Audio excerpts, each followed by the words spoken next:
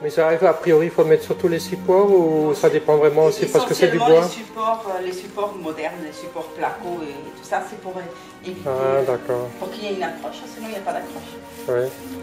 Par contre, des murs à l'ancienne. Ouais. En général, les terres se travaillent beaucoup mieux que les oxydes. Ouais, on dirait un kawar comme ça. Les terres se travaillent en général beaucoup mieux. Elles sont beaucoup plus agréables. Bon, l'avantage des oxydes, pour les gens qui recherchent des couleurs subtiles ou qui sortent de l'ordinaire, on ne peut les avoir qu'avec les oxydes. Oui, d'accord.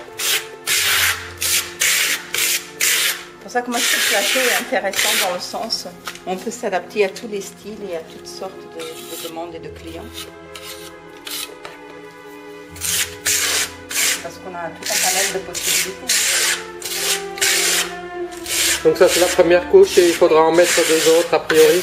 Oui, c'est la première passe. Après la préparation du support, on met cette première passe.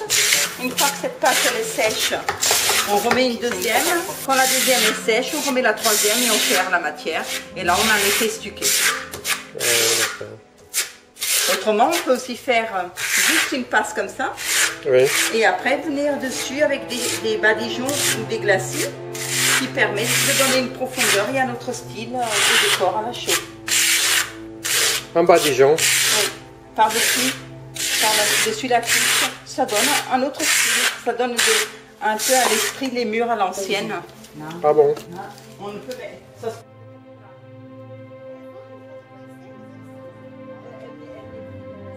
Comme il brille. Ça c'est pour le badigeon ça? Oui.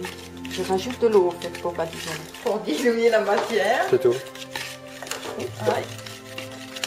La même préparation, je rajoute juste un peu d'eau. Enfin de l'eau forte. Là je fais vraiment que d'un côté stuc et de l'autre côté badigeon pour que les clients voient la différence entre exactement le même dosage de pigments, les mêmes recettes, l'effet badigeon et l'effet stuqué.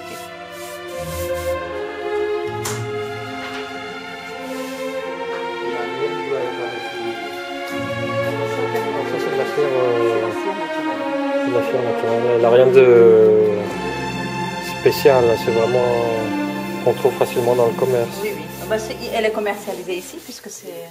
Justement, j'essaie d'utiliser vraiment que des produits qu'ils ont là. Hein.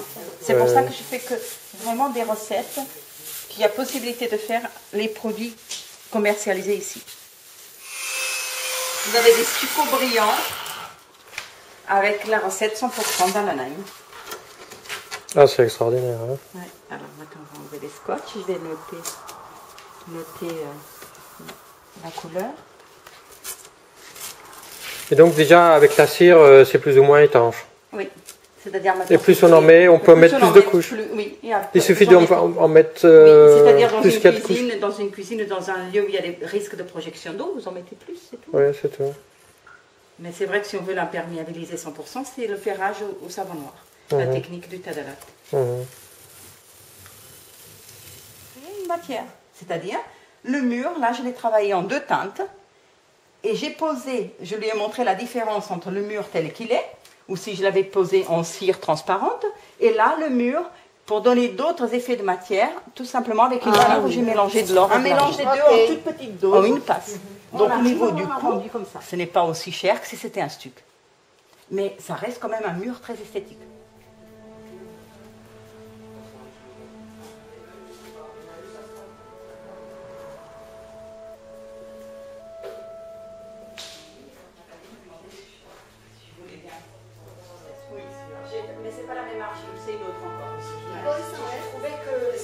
Quando eu estou no trabalho, não penso a fazer.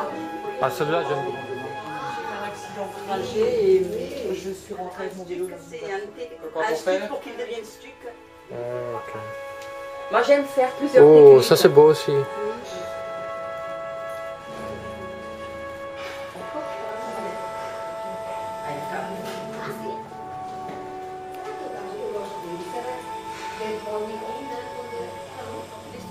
Moi, je suis gâtée en tant que décoratrice. Como decoradora, é bom, porque eu posso trabalhar todos os estilos com a cal. É possível, não é só o clássico, não é ser ultra moderno, mas todos os estilos é possível fazer com a cal.